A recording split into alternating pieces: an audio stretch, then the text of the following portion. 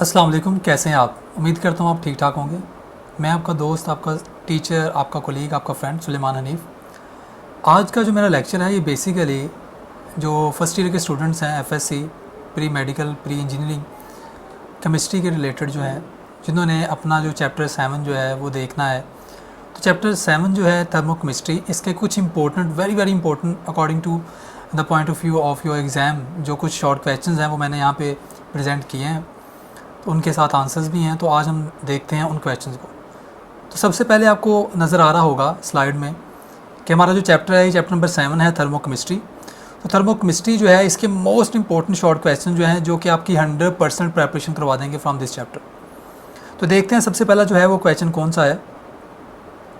तो सबसे पहला जो हमारा क्वेश्चन है बेसिकली अगर देखा जाए तो वो है हमारा डिफाइन थर्मोकेमिस्ट्री, कि थर्मोकेमिस्ट्री क्या है। सबसे पहले ज़्यादा चैप्टर के अकॉर्डिंग ही क्वेश्चन आता है कि व्हाट इज़ थर्मोकेमिस्ट्री। अगर आप फोकस करें वर्ड पे तो वर्ड है therm chemistry. Therm means temperature, तो chemistry means study of chemicals, study of chemical reactions. तो हम कह सकते हैं this is actually branch of chemistry in which we study different chemicals and their energies during a chemical reaction. तो मतलब simple सी मैंने आपको वर्ड बाय वर्ड बताइए कि आप वर्ड्स देख के, ये जो हमारे पास सामने वर्ड आ रहा है इसको देख के, which is a combination of two words therm and chemistry, वहाँ से देख के आप इसकी डेफिनेशन इजीली कर सकते हैं, याद करने की भी ज़रूरत नहीं है। तो डेफिनेशन क्या हो सकती है? The branch of chemistry concern with the quantities of heat evolve और absorb during a chemical reaction. आप अपनी लैंग्वेज में लिख सकते हैं, आप अपने वर्ड्स में लिख सकते हैं कि ये कोई भी ब्रांच ऑफ केमिस्ट्री है जिसके अंदर हम during a chemical reaction energy changes को या हीट चेंजेस को हम स्टडी करते हैं। तो बहुत ही सिंपल क्वेश्चन है, आप इजीली कर लेंगे, 2 नंबर आपके 100% आपके साइन हो जाएंगे। उसके बाद दूसरा क्वेश्चन है that is very much important, कि जब आप थर्मोकेमिस्ट्री पढ़ते हैं तो आप सिस्टम की बात करते हैं कि सिस्टम क्या है, और आप साथ साथ सराउंडिंग की बात भी करते हैं, बाउंड्री की भी बात करते हैं। तो ये 3 डेफिनेशन आपको पता होनी चाहिए। तो अगर बात की जाए तो दूसरा क्वेश्चन जो है वो है डिफाइन सिस्टम एंड सराउंडिंग। आप इसके अंदर ऐड कर सकते हो बाउंड्री। यहाँ पे एक चीज़ मैं और बता दूँ आप लोगों को कि ज़रूरी नहीं है कि सेम टू सेम यही स्टेटमेंट जो है वो क्वेश्चन वाइज आपके सामने आपके पेपर में आए। कुछ बच्चे होते हैं सर जो हमने क्वेश्चन पढ़े थे वो तो कोई आया नहीं है, तो भाई एग्जैक्टली वही स्टेटमेंट नहीं आती। जो टीचर होते हैं, जो कंसर्न होते हैं, उनकी ट्राई यही होती है कि आपको वो सारे का सारा चैप्टर जो है वो मटीरियल वाइज वो अच्छी तरह करवा दिया जाए, ताकि किसी भी तरह की किसी भी वर्ड्स में वो कोई स्टेटमेंट आए तो उसका आंसर वही हो जो आपने पढ़ा हुआ है। तो आपसे ये पूछ लेगा define system, what is system, define surrounding, what is surrounding. तो ये वर्डिंग मैटर नहीं करती, बेसिक चीज़ है आपका कंसेप्ट। तो इसको डिफाइन करते हैं। सिस्टम आपको पता है कोई भी ऐसी चीज़ जिसके ऊपर कोई काम कर रहे हो आप, वो सिस्टम है। लेट्स सपोज मैं इस वक्त वीडियो बना रहा हूँ और मेरे सामने जो है वो लैपटॉप है, तो लैपटॉप जो है मेरा सिस्टम है, क्योंकि मेरा सारा का सारा फोकस लैपटॉप पे, मेरी सारी की सारी ऑब्जर्वेशन जो है वो सारे का सारा एनालिसिस जो है वो लैपटॉप पे। तो लैपटॉप जो है मेरा सिस्टम है। अब लैपटॉप के अलावा जो भी मेरे इर्द गिर्द सराउंड में है वो सराउंडिंग है। कैमरा है, वॉल्स हैं मेरे रूम की, और ये सारी चीज़ें जो है, लाइट्स हैं, each and everything around me excluding your system is called surrounding. अब सराउंडिंग के अलावा एक और चीज़ आती है जो कि क्वेश्चन में मेंशन नहीं है, लेकिन आ जाए तो आप कर सकते हैं, दैट इज़ बाउंड्री। तो आपको पता है कि बाउंड्री क्या होती है? कोई भी ऐसी इमेजिनरी या कोई भी ऐसी फिजिकली एग्जिस्टेड कोई भी ऐसी लाइन जो कि सिस्टम को सराउंडिंग से सेपरेट करती है, that will be called your boundary. तो ये भी बहुत ईजी सा क्वेश्चन है, मैंने एग्जाम्पल भी दे दी, क्वेश्चन में भी है, एग्जाम्पल्स भी बताएं। आप वहाँ पे एग्जामिनेशन हॉल के अकॉर्डिंग आप इसको डिफाइन कर सकते हैं। दैट इज़ नॉट मुश्किल, जो है इतना ज़्यादा मुश्किल टास्क नहीं है। उसके बाद अगर आप नेक्स्ट देखते हैं तो नेक्स्ट क्वेश्चन नंबर 3 है define enthalpy and name it's any 3 kinds. Enthalpy क्या है? बहुत ही सिंपल है, ये टोटल हीट कंटेंट होता है ड्यूरिंग योर केमिकल रिएक्शन। जब कोई भी केमिकल रिएक्शन होता है तो जो उसमें टोटल हीट कंटेंट है, अब्जॉर्ब हुआ, अवॉल्व हुआ, लगाया, जो भी है, दैट इज़ कॉल्ड इंथैल्पी। और हमेशा इंथैल्पी में चेंज जो है वही मेजर किया जाता है, कभी भी एग्जैक्ट इंथैल्पी मेजर नहीं की जा सकती। तो इसकी आगे काफ़ी ज़्यादा काइंड्स हैं। इंथैल्पी ऑफ सॉल्यूशन है, इंथैल्पी ऑफ फॉर्मेशन है, इंथैल्पी ऑफ न्यूट्रलाइजेशन है, इंथैल्पी ऑफ एटोमाइजेशन है। तो आप कोई सी भी 3-4 याद कर लें। तो ये भी जो है वो बहुत ज़्यादा कॉमन क्वेश्चन है जो कि बोर्ड के पॉइंट ऑफ व्यू से आता है। उसके बाद क्वेश्चन नंबर 4 है what is standard enthalpy of combustion. अब इंथैल्पी के ऊपर सारी की सारी डेफिनेशन आपने 1 बाय 1 याद कर लेनी। पहले इंथैल्पी याद कर ली, अब इंथैल्पी की जो बाकी काइंड्स हैं उसकी डेफिनेशन भी आपने कर लेनी है। तो क्या है व्हाट इज स्टैंडर्ड? जहाँ पे वर्ड आ जाए स्टैंडर्ड का तो आपने कंडीशन जो है वो स्टैंडर्डाइज कर देनी है। For example standard temperature and pressure. उसके अलावा आपने जो आपकी क्वांटिटी है, जो कंसनट्रेशन है कंपाउंड की, सब्सटेंस की, वो आपने 1 मोल कंसिडर कर लेनी है। तो इस तरह आप कह सकते हैं कि standard enthalpy of combustion is actually that kind of energy change और heat change when 1 mole of a substance burns completely in the environment of oxygen. तो ये आप अपनी वर्डिंग में कर सकते हैं। तो यहाँ पे क्या है आपके सामने नज़र आ रहा होगा, standard enthalpy of combustion is the enthalpy change when 1 mole of, देखें ना यहाँ पे 1 मोल आ गया। 1 मोल क्यों आया? Because you are taking word standard. So आप कह सकते हैं when 1 mole of a substance burns, क्योंकि कंबस्शन है, इंथैल्पी ऑफ कंबस्शन पढ़े हैं तो बर्निंग का ही हमने बात करनी है, बर्निंग के बारे में बताना है। तो 1 mole of a substance Burns under standard state conditions, it is sometimes called heat of combustion. For example, आगे एग्जाम्पल भी है, इसकी एग्जाम्पल आपने लाजमी देनी है, ये बात याद रखनी है। For example the enthalpy of combustion of ethanol -1366.8 kilo joule पर mole is the amount of heat produce when 1 mole of ethanol undergoes complete combustion. मतलब आप जब 1 मोल आप लेते हो एथानॉल का, उसको जब आप ऑक्सीजन के प्रेजेंस में बर्न करते हो तो इतनी अमाउंट ऑफ हीट जो है वो प्रोड्यूस होती है। तो इट मीन्स ये जो है वो हीट ऑफ कंबस्शन है, ये स्टैंडर्ड एंथैल्पी ऑफ कंबस्शन है। तो नीचे इक्वेशन भी दी गई है, तो आप इक्वेशन को भी फॉलो कर सकते हैं। उसके अलावा क्वेश्चन नंबर 5 है। देखिए अभी तक हमने जो क्वेश्चन पढ़े हैं वो इंतहाई आप कह सकते हैं कि वो इजी हैं, आप कर सकते हैं उनको। Define standard enthalpy of solution, फिर स्टैंडर्ड आ गया तो 1 मोल आएगा यहाँ पे, एंथैल्पी है तो हीट चेंज आएगा, और सॉल्यूशन है तो सॉल्यूशन बनाने के दौरान ये वर्ड आपने फोकस कर लेना है, अपना कंसेप्ट बना लें कि जब एंथैल्पी की बात आए तो आपने कहना हीट चेंज, और आगे जो वर्ड है सॉल्यूशन है, कंबस्शन, एटोमाइजेशन है, तो आपको पता है। ये इसका मतलब ये हो गया कि हम इसको देख के हम ये कंसीडर कर सकते हैं, हमारा कॉन्सेप्ट ये है कि ये एक्चुअली वो हीट चेंज है जब हम 1 मोल अमाउंट का जो है ना किसी भी चीज़ के अंदर सॉल्यूशन प्रोड्यूस करते हैं, तो उसके दौरान जो हीट रिलीज होती है, अब्जॉर्ब होती है, उसको बोलते हैं स्टैंडर्ड एंथैल्पी ऑफ सॉल्यूशन। तो अब वर्ड्स देखते हैं क्या है। The standard enthalpy of solution is defined as the amount of heat absorbed और evolved by a solution to dissolve 1 mole of its solute in the solvent at standard conditions. तो standard conditions के अंदर आप किसी भी solvent के अंदर जब 1 mole of a substance add करते हैं तो जो हीट चेंज आते हैं गिवन कंडीशंस के अंदर, स्टैंडर्ड कंडीशंस के अंदर, तो इसको हम बोलेंगे standard enthalpy of solution. This formation of ions में रिक्वायर रिलीज एनर्जी। समटाइम्स जो है वो फॉर्मेशन ऑफ आयंस से एनर्जी रिलीज भी होती है, कुछ समटाइम्स अब्जॉर्ब भी होती है।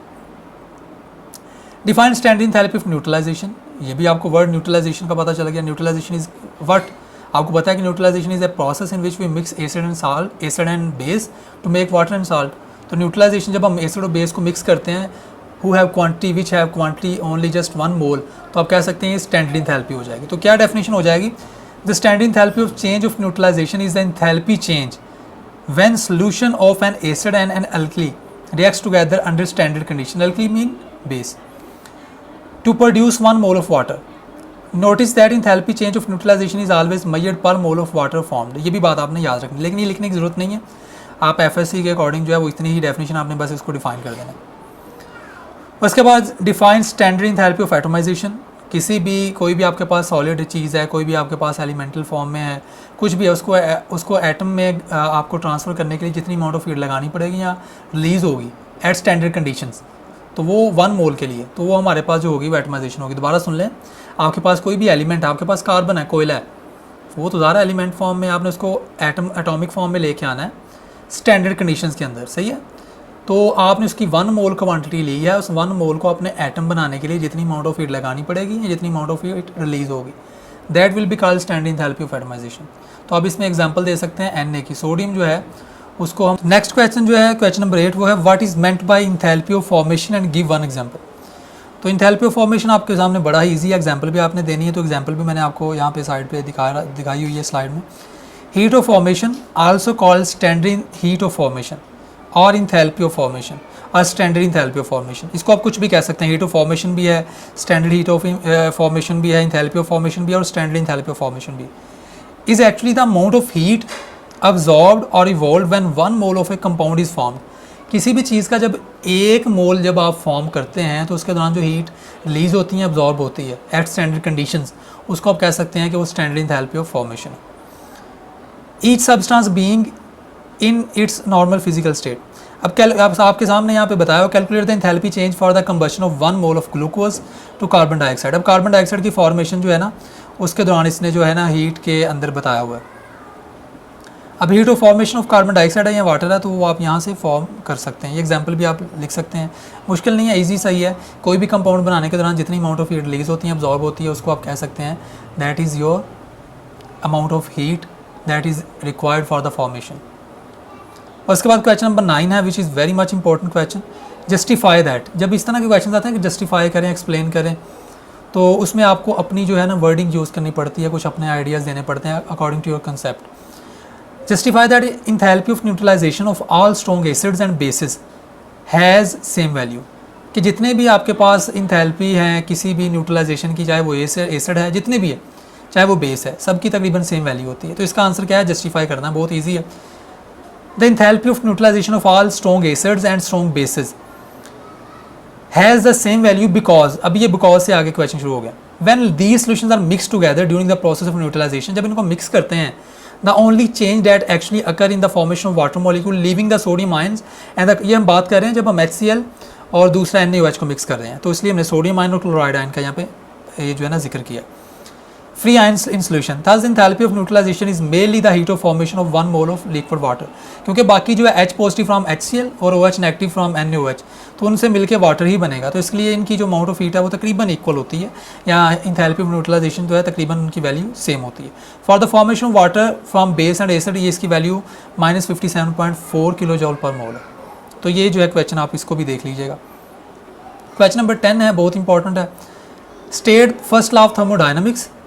फर्स्ट लॉ ऑफ थर्मोडायनामिक्स क्या है, इसको कंजर्वेशन ऑफ एनर्जी लॉ भी कहते हैं, कि energy can neither be created not destroyed but can be transferred from one form to another form. ये आपने ऐसे ही वर्ड बाय वर्ड लिख देना है, नीचे आपने इसकी इक्वेशन लिख देनी है। Change in internal energy is equal to the heat of the system plus Q plus W is the work done by the system और done on to the system. तो ये आप इसको भी कर सकते हैं, ये भी बहुत ईजी है, 9th-10th में भी आपने किया हुआ है। उसके बाद क्वेश्चन नंबर 11 है, define internal energy and what is the effect of increase in internal energy on A system, कि इंटरनल एनर्जी क्या है, और दूसरा अगला क्वेश्चन क्या है इसके साथ ही, कि जब आप किसी भी सिस्टम की इंटरनल एनर्जी जो है उसको बढ़ाते हैं तो सिस्टम पे क्या इम्पैक्ट पड़ता है, तो ये भी बड़ा इंपॉर्टेंट है। तो देखते हैं क्या है। The energy stored in the substance in terms of kinetic and potential energy but it's virtue of its constituent particle is called its internal energy. For example मैं यहाँ पे बैठा हूँ, तो मेरे अंदर जो एनर्जी है वो काइनेटिक एनर्जी वाइज और पोटेंशियल एनर्जी वाइज, इसका जो सम है ना वो मेरे अंदर जो है वो इंटरनल एनर्जी है। तो कोई भी जब आप कोई सिस्टम लेते हैं तो उसके अंदर पोटेंशियल एनर्जी देख लें और काइनेटिक एनर्जी देख लें, उसका सम कर लें, तो उस सिस्टम की इंटरनल एनर्जी आ जाएगी। मॉलिक्यूल्स मूव करेंगे, मॉलिक्यूल्स स्टेशनरी हैं, मॉलिक्यूल्स कोलाइड कर रहे हैं, तो वो सारी की सारी जो एनर्जी है वो इंटरनल एनर्जी है। अब आपने इंटरनल एनर्जी कैसे बढ़ानी है, या तो उसको हीट करेंगे या उसके ऊपर लाइट स्ट्राइक करेंगे। अब मैं एक सिलेंडर लेता हूँ, उसमें मैंने गैस ले ली, अब उसकी डेफिनेटली कोई अपनी इंटरनल एनर्जी है। अब नीचे से उसको हीट करते हैं तो आप उसकी इंटरनल एनर्जी में इंक्रीज़ कर रहे हैं। तो जब आप करेंगे तो डेफिनेटली क्या होगा, मॉलिक्यूल्स की एनर्जी बढ़ेगी, उनका कोलिजन रेट बढ़ेगा और डेफिनेटली वो कोई ना कोई वर्क भी करेगा, उसके वॉल्यूम में भी चेंज आएगा, प्रेशर में भी चेंज आएगा। तो आप कह सकते हैं when the temperature of the system increases, जैसे कि मैंने नीचे से हीट किया सिस्टम को, क्यों, ताकि उनकी इंटरनल एनर्जी बढ़े। The kinetic and potential energy of the atoms and the molecules in the system increase, वो भी इंक्रीज कर जाएगी क्योंकि आप टेम्परेचर दे रहे हैं। जब आप टेम्परेचर दे रहे हैं तो इंडिविजुअल एटम्स और मॉलिक्यूल्स की एनर्जी भी डेफिनेटली बढ़ेगी। सच the internal energy of the system increase which means enthalpy of system increase, जिससे इंथैल्पी भी चेंज हो जाएगी। उसके बाद स्टेट हैज़ लॉ क्या है, इसको देखते हैं। Has law states that the change of enthalpy in the chemical reaction is independent of the pathway between the initial and final state. क्या आपके बीच आपने कोई भी रिएक्शन किया, कोई भी केमिकल रिएक्शन हुआ है, तो उसके अंदर जो चेंज आया ना इंथैल्पी में, फॉर एग्जांपल उसकी 10 थी, अब बाद में 50 हो गई, तो चेंज कितना आया, 40 का। तो ये जो चेंज आया है ये इंडिपेंडेंट होता है कि भाई किस तरह आया, इसका पाथवे क्या था, सही है। तो ये हैसला ने ये स्टेटमेंट दी थी कि पाथवे के ऊपर डिपेंड नहीं करता इनिशियल एंड फाइनल स्टेट्स। तो हैसेस लॉ, ये आपने बस स्टेटमेंट याद कर लेनी है। Hess's law allows the enthalpy change delta H for a reaction to be calculated even when it can not be measured directly. तो इसका ये जो एप्लीकेशन है इसको हम यूटिलाइज कर सकते हैं कि जब डायरेक्टली मेजर ना हो रही हो तो हम इसको यहाँ से कैलकुलेट कर सकते हैं। तो हैसेस लॉ की स्टेटमेंट आपने लाजमी याद कर लेनी है फ्रॉम दिस चैप्टर। उसके बाद डिफाइन बोन हार्बर साइकिल, ये बहुत इंपॉर्टेंट है, लॉन्ग क्वेश्चन में भी आया होता है ये, तो शॉर्ट क्वेश्चन वाइज भी आपने इसको देख लेना। The Born Haber cycle is an approach to analyse reaction energies, कि ये क्या करता है, ये रिएक्शन, कोई भी रिएक्शन, मल्टीपल रिएक्शंस हो रहे हैं, एक रिएक्शन है वो मल्टीपल स्टेप्स में हो रहा है, तो उसके जो स्टेप्स आ रहे हैं उनके अंदर जो एनर्जी चेंजेस आ रहे हैं उसको एनालाइज करने के लिए बोन हार्बर साइकिल बनाया गया। दोबारा सुन लें, आपका कोई भी रिएक्शन है वो मल्टीपल स्टेप्स में हो रहा है, तो उन हर एक स्टेप की अपनी अपनी एनर्जी होगी, तो आप उस एनर्जी को एनालाइज करते हैं कि स्टेप में कितना एनर्जी चेंज आया, स्टेप में एनर्जी कितना चेंज आया स्टेप में। तो ये जो मैं बताया, ये जो एनालाइज करना हमें सिखाया, ये बोन हार्बर ने सिखाया।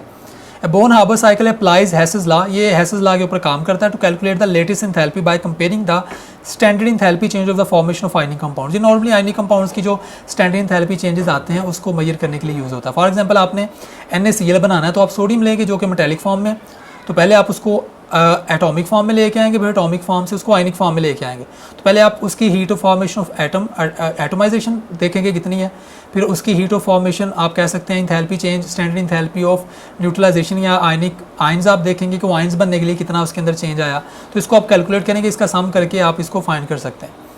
तो ये बोन हार्बर साइकिल इसलिए बनाया गया था। उसके बाद define state function and give example. State function क्या होता है? A state function is a property of a system that depends only on current conditions not on its history. History का मतलब क्या है कि वो किस पाथवे से आया, कैसे आया, उस पर मैटर नहीं करता। तो इसकी आपने एग्जांपल कर लेनी है। एमसीक्यू में भी आता है कि आप इनमें बताएं कि कौन सा स्टेट फंक्शन है, कौन सा नहीं है। तो आपने example of something that is not state function is work. Work जो है, वर्क और हीट जो है वो स्टेट फंक्शन नहीं है। बाकी टेम्परेचर, प्रेशर ये जो है, ये जितने भी हैं ये स्टेट फंक्शन है। इसकी दूसरी डेफिनेशन में आप ऐसे भी कर सकते हैं, state function only depend on these parameter and not on how they were reached. कि ये पैरामीटर्स पे डिपेंड करता है वो कैसे रीच हुए इस चीज़ पे, वो उनका पाथवे क्या था, वो उन पे जो है ना कंसिस्ट नहीं करता। उसके बाद draw the label diagram of bomb calorimeter. ये लाजमी आता है पेपर में, ये भी आपने देख लेना है, काफ़ी बार ये क्वेश्चन आ चुका है। तो लेबल डायग्राम आप उसको देख के यहाँ पे पॉज करके इसको देख सकते हैं। तो ज़रूरी नहीं है कि सारी की सारी बनाएं, तकरीबन एटलीस्ट 5 लेबलिंग आपने की हों, 5 to 6 तो काफ़ी हैं। स्टरर कर लें, सैम्पल कर लें, उसके बाद ये जो इग्निशन वायर्स कर लें, थर्मोमीटर कर लें, जैकेट कर लें, ये मतलब चंद एक बना के इसको आप कर सकते हैं। उसके बाद what is meant by thermochemical equation, give 2 examples. ये भी बहुत इंपॉर्टेंट शॉर्ट क्वेश्चन है कि a thermochemical equation is balanced stoichiometric chemical equation that includes the enthalpy change. एक ऐसी इक्वेशन होती है, स्टोशियोमेट्रिक इक्वेशन होती है जो बैलेंस्ड भी होती है और जिसके अंदर आपने एंथैल्पी चेंजेस दिखाए होते हैं। जैसे कि आपके सामने एक रिएक्शन है, इसमें देखिए नेगेटिव भी हो सकता है, पॉजिटिव भी हो सकता है। कि आपके सामने ये एक रिएक्शन है, कार्बन जो है वो रिएक्ट कर रहा है ऑक्सीजन के साथ, वो कार्बन डाइऑक्साइड प्रोड्यूस कर रहे हैं। तो इसमें देखें आपके पास पहले जो चेंज आया वो कितना आया, कार्बन मोनोऑक्साइड की फॉर्मेशन में -110.5 किलो जूल। और फिर आप कार्बन मोनोऑक्साइड को फरता है, क्योंकि हमारा जो ऊपर वाला रिएक्शन है वो 2 स्टेप्स में हो रहा है, तो दोनों स्टेप्स की जो एनर्जी है आप उसको कलेक्टिवली लिख सकते हैं। तो इसके लिए जो हमने एक इक्वेशन बनानी है, that equation will be called thermochemical equation. इसको भी आप देख लीजिएगा। उसके बाद define heat and work. Heat क्या है, वर्क क्या है, इसकी आपने डेफिनेशन याद कर लेनी है अच्छी तरह। Heat is the form of energy that is transferred between system और ऑब्जेक्ट्स विद डिफरेंट टेम्परेचर्स। और इसी तरह आपने बात कर लेनी है work performed by a system is energy transferred by the system to its surrounding. Work क्या है, ये भी एनर्जी है, और हीट क्या है, ये भी एनर्जी है। तो बस क्या फ़र्क आता है, ट्रांसफरिंग का फ़र्क आता है कि वो कैसे ट्रांसफ़र होता है, वो ट्रांसफ़र कैसे होता है। तो आपने याद रखना है कि वर्क वो फिजिकल एग्जाम्पल नहीं लिख देनी, फिजिकल डेफिनेशन नहीं लिख देनी कि प्रोडक्ट ऑफ जो भी आपने फिजिक्स में पढ़ा हुआ है, तो उस वो वाली आपने नहीं बतानी। आपने इसमें थर्मोकेमिस्ट्री आप पढ़ें तो थर्मोकेमिस्ट्री वाली आपने वर्क की डेफिनेशन यहाँ पे लिखनी है। उसके बाद justify that heat of formation is sum of all other enthalpies. ये आपकी असाइनमेंट है एक क्वेश्चन, तो आप इसमें कमेंट सेक्शन में इसका जो है वो आंसर लिख सकते हैं। उसके बाद thank you so much for listening me, watching me, thank you so much. तो यही क्वेश्चन आप अगर अच्छी तरह प्रिपेयर कर लें, स्टेटमेंट वेरी कर सकती हैं, तो आप इसको अच्छी तरह इस चैप्टर को कर सकते हैं। बाकी लॉन्ग क्वेश्चन आप देख लीजिएगा, शॉर्ट क्वेश्चन इनके अलावा इंशाल्लाह कोई नहीं आएगा। Thank you so much.